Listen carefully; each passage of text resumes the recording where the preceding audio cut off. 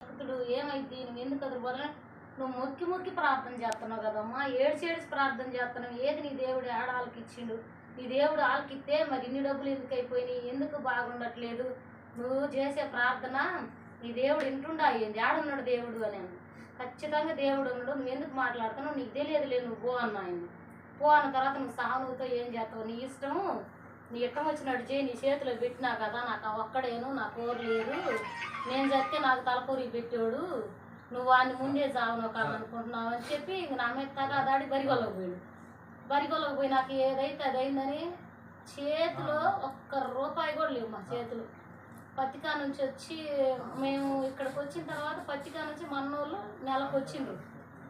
వచ్చిన తర్వాత హాస్పిటల్కి 500తో పోయింది నేను 500తో హాస్పిటల్కి పోయి రక్త పరీక్ష అన్నీ చేపియాలని ఆయన ఏమన్నాడంటే 1700 అవుతాయి 1700 కడితే అన్నీ చేస్తానన్నాడు నా దగ్గర ఏమో 500కి తప్పితే ₹1 లేవు వెంటనే సరే ఏదైతే అది అయింది చూద్దామని చెప్పి ఫోన్ చేసి అన్న రక్త పరీక్షలు 1700 కావాలంటున్నారు నీ దగ్గర ఉంటే ఒక 2000 కొట్టన్నా అని ఇదే అడిగింది నేను ఒక 2000 కొట్టన్నా చూపించుకొని వస్తాను అనేసరికి మరి దేవుడు ఏ మనసు గుట్టించిండు 2000 అడిగిన కాడ 5000 కొట్టిండు 5000 కొడితే వెంటనే ఇంకా టెస్టులన్నీ చేపించి చూపించుకొని 4 బాటిల్ పెట్టిండు వరుసన 4 బాటిల్ పెట్టి ఆ మనిషికి జ్వరం తగ్గి నార్మల్గా వచ్చేసరికి అక్కడనే 5000 అయిపోయింది 5000 అయిపోయిన తర్వాత సర్లే అని చెప్పి ఇంకా మళ్ళీ మనిషిని ఇంటికి తీసుకొని వచ్చి ఇక్కడ కుదరదు ఇంక డబ్బులు అయిపోవటమేనని చెప్పి మళ్ళీ మరుసటి రోజు ఎమ్మటే బుజ్జి మరి ఏంది బాగా తగ్గలేదు ఆడికి పోయిన 5000 6000 అవుతున్నాయి ఏం చేసాను రా అంటే నువ్వు తీసుకొని రా అర్జెంటుగా తీసుకొని రమ్మంటున్నా కానీ ఇంకా గుంటూరు తీసుకొని పోయినాం ఇంట్లో ఎవరికి చెప్పలేను చెప్పకుండా ఒక్కదాన్ని గుంటూరు తీసుకొని పోయిన తర్వాత వెంటనే గుంటూరు బాగానే మేము పోయేసరికి 5 అయింది మరుసటి రోజు పొద్దున్నే హాస్పిటల్కి తీసుకుపోయి డాక్టర్ దగ్గర చూస్తే మొత్తం ఈ అబ్బాయికి బాడీ మొత్తం స్కాన్ చేయాలి చాలా పరీక్షలు చేయాలని చెప్పింది పరీక్షలు చేయాలని తర్వాత కాళ్ళు చేతులు గుండె లివర్లు కిడ్నీలు తల మొత్తం ఏ పార్ట్కి ఆ పాటు వాళ్ళు 11 రోజులు తీసిండ్రు 11 రోజులు తీసినా కానీ వాళ్ళకి ఏం అర్థం కాలేదు ఏం చూపించట్లే బాడీలో అంత బాగానే ఉంది నీకు జ్వరం ఎందుకు వస్తుంది మరి సరే ఒకసారి కిడ్నీలు కూడా చూద్దాము కడుపుల నొప్పి అంటుండగా కడుపుల నొప్పి అని ఇంకా వెయ్యలేకపోతుండు అల్లాడిపోతుండు ఇంకా 2-3 రోజులే కడుపుల నొప్పి అన్నది సరే కడుపుల నొప్పి అంటుండు కిడ్నీలు పరీక్ష చేద్దామమ్మా అంటే చేయండి సార్ అని చెప్పి మా తమ్ముడు నేను పిచ్చి కుక్కలు తిరిగినాం ఇంటికి హాస్పిటల్కి కాలు నిలబడట్లేదు ఇంకా పోయి కిడ్నీలు పరీక్ష చేయించుకొని వచ్చిన తర్వాత 4 ఏమో అమ్మ రాళ్ళు ఉన్నాయమ్మా ఆ కిడ్నీలో 4 ఉన్నాయి ఈ కిడ్నీలో 4 ఉన్నాయి వెంటనే ఆపరేషన్ చేయాలమ్మా ఆపరేషన్ చేయకపోతే తగ్గదు అని అన్నాడు తగ్గదు అంటున్నాం కానీ అన్ని రిపోర్ట్లు మొత్తం నార్మల్ వచ్చినాయి ఆ ఒక్కటే కిడ్నీలో రాళ్ళు ఉన్నాయన్న తర్వాత సరే సార్ మరి ఎప్పుడు అడ్మిషన్ చేసుకుంటారు అంటే అమ్మ శుక్రవారం అడ్మిషన్ చేసుకుంటాము అప్పుడు జాయిన్ కాండి అన్నాడు ఇంటికి పోయి 4 కాడే అట్లా తిరిగి అలసిపోయి మేము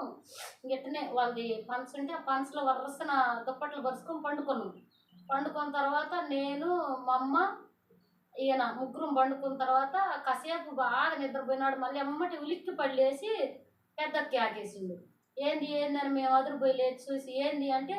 నువ్వు ఎంత ప్రార్థన చేసినా నాకు తగ్గదు ఎంతమంది పెద్ద పాస్టర్లు వచ్చి ప్రార్థన చేసినా నాకు తగ్గదు నాకేదో అవుతుంది ఇంత లావుది వచ్చి నన్ను తొక్కుతుంది ఇంకా రాపోదాం అంటుంది వద్దేయడం మనం ఇక్కడ ఉండొద్దు ఖచ్చితంగా నువ్వు నన్ను ఊరికి తీసపో నేను పిల్లలను కూడా చూసుకోకుండా వచ్చిన ఏమైద్దో ఏమో నేను బతకను ఆ నమ్మకం నాకు లేదు నేను చచ్చిపోతా పిల్లలు నన్ను చూసుకుంటా ఆఖరి తీసపోమ్మనేసరికి ఆ మాట వింటున్నాగా నాకు గుండె పగిలిపోయింది ఏంది అసలు కొంచెం కూడా వెనక విశ్వాసం లేకుండా ఇంత మాట్లాడుతుండేది దేవుడు గొప్పవాడు కదా చచ్చిపోయిన వాళ్ళని తిరిగి లేపే దేవుడు ఈయనకి ఎందుకు ఇంత నమ్మకం లేకుండా పోతుందని చెప్పి నీకేం కాదు నువ్వు ఎట్టొచ్చినవు నువ్వు బలహీనుడికి వచ్చినావు నువ్వు శక్తిమంతుడికి తిరిగి ఇంటికి పోతావు నువ్వు భయపడాల్సిన పని లేదు నువ్వు భయపడద్దు మమ్మల్ని భయపెట్టద్దు అని చెప్పి నేను ఆయనకు ధైర్యం అని చెప్పి హాస్పిటల్కి తీసుకుపోయిన తర్వాత అక్కడ ఏం చేసిండ్రు ఆ రోజు సోమవారం అడ్మిషన్ చేసుకొని అమ్మ ఆపరేషన్ ఈ శుక్రవారం చేస్తామనేసరికి అప్పటికే ఎక్కువ ఈ కడుపుల నొప్పి ఇంక అల్లాడిపోతుండు శుక్రవారం అంటే అప్పుడు దాకా తట్టుకుంటాడో తట్టుకోడో అని చెప్పి మళ్ళీ మా తమ్ముడు ఎమ్మటే నర్సరాపేట డాక్టర్ ఫోన్ చేసి, సార్ మరి సీరియస్ కేసు, కిడ్నీలో రాళ్ళు ఉన్నాయి, అర్జెంటుగా ఆపరేషన్ చేయాలి సార్, మరి మీరు అడ్మిషన్ చేసుకుంటారంటే చేసుకుంటామనండి. కాదు సార్ ఆరోగ్యశ్రీ మీరు చేపియాలనుకుంటున్నాం, మరి ఏంటి సార్ మీరు చెబితే మేము ఇంకొక హాస్పిటల్ చూసుకుంటామంటే, లేదయ్యా మేము దాని మీద కూడా చేస్తాము, తీసుకొని రమ్మన్నారు. ఎమ్మటే తీసుకొని వచ్చి ఆదివారమే వచ్చినాం. ఆదివారం 5 గంటలకి హాస్పిటల్కి వస్తే అక్కడ డాక్టర్ కూడా లేడు, వేరే ఆయన ఉండి ఆయన అవన్నీ రాసుకొని చూపించి స్కానింగ్ చేయించి ఎమ్మటే అడ్మిషన్ చేసుకోండి. అడ్మిషన్ చేసుకుంటున్నాగానే మళ్ళీ సోమవారం 6:30కి ఆపరేషన్ థియేటర్లోకి తీసుకుపోయింది. ఆపరేషన్ థియేటర్లోకి తీసుకుపోయిన తర్వాత నేను అన్న ఆయనకు భయం, నేను కూడా రావచ్చా అక్కడ దాకా, మాకు ఎవరు లేరు, మేమిద్దరమే వచ్చింది, నేను ఇక్కడ పక్కన ఉంటే ఆయన ఎదురుపోతాడు, నేను కూడా వస్తానన్నా అన్న. అంటున్నాగా ఆయన ఏమన్నా సరే రమ్మా అన్నాడు. అక్కడ థియేటర్ దాకా తీసుకుపోయినాడు, లోపలికి నువ్వు రావద్దమ్మా అన్నాడు. రావద్దమ్మా అంటే, అన్న మరి నేను రాకపోతే ఎదురుపోతాడు కదా అంటే, లేదమ్మా మా అమ్మలే రానియరు, నువ్వు వచ్చి ఎట్టను బయట ఉండమ్మా అన్నాడు. బయట ఉండమ్మా అనేసరికి సర్లే అని చెప్పి నేను బయట అట్ట మెట్ల మీద కూర్చున్నాను. ఆయన లోపలికి తీసుకుపోతున్నాగా ఏమైందో నాకు తెలియదు, నాకు తెలియకుండా ఇంక ఏడుపు దాని అంతటా అదే వస్తుంది. భయం వచ్చింది నాకు. ఈయన అసలు ఏంది ఇట్లా అదిరిపోతాడేమో, ఈయనకు భయం ఎక్కువ అని ఇంకా ఆపుకోలేక ఇంక అట్టనే మెట్ల మీద పడి పిచ్చిదానిలాగా ఏడుతున్నా. పిచ్చిదాగా ఏడ్చి, తండ్రి నీ చిత్తం, నిన్ను నమ్ముకొని నేను ఇంత దూరం వచ్చిన, నేను ఇంటి దగ్గర ఎవరికి చెప్పలేను, నిందలకి అవమానాలకు అప్పగించే దేవుడు కాదు, నాకు ఒక అపాయం వచ్చిందంటే అది కట్ట చివరికైనా కానీ దాన్ని నువ్వు జయించే దేవుడివి, నువ్వు శక్తి కలిగిన దేవుడు, నువ్వు ఏదైనా చేయి, నువ్వేం చేసినా అది నీ చిత్తమయ్యా, కానీ సజీవుడు లెక్కలో తిరిగి రావాలని చెప్పి ప్రార్థన చేసుకున్నాను. ప్రార్థన చేసుకుని అట్ట కళ్ళు తెరవగానే మళ్ళీ ఆపరేషన్ థియేటర్లో నుంచి మళ్ళీ గుర్తొచ్చిండు. నాకు భయం అవుతుందమ్మా, నాకు అక్కడ ఎవరు లేరు, అందరు దేశపోయి నన్ను అక్కడ ఒంటరి ఉంచిర్రు, ఎవరు లేరమ్మా, నాకు భయం అవుతుంది, నేను బానంటుండు. నేను బానంటే అదేంది నువ్వు బానంటే ఎట్టా, మరి నీకు బాగలేదు కదా, నువ్వు ఆపరేషన్ చేసుకోకపోతే ఈ జ్వరం తగ్గదు, మనం ఈయనే ఉంటే ఎట్టా పిల్లల్ని వదిలిపెట్టి వచ్చాడు ఇంటిని, పోదాంపా నేను వస్తాను అని అంటే, సార్ వచ్చేంతలోకి నువ్వు వదిలేమో, నువ్వు ఇక్కడే ఉండు, నేను దేశపోతాను, నేను ఉంటారా అని తోటి అని తీసుకొని పోయి ఇంకా అక్కడ దేశపోయిన తర్వాత పండబెట్టి మా మధుసు వేసి నాకంటే ఇంకా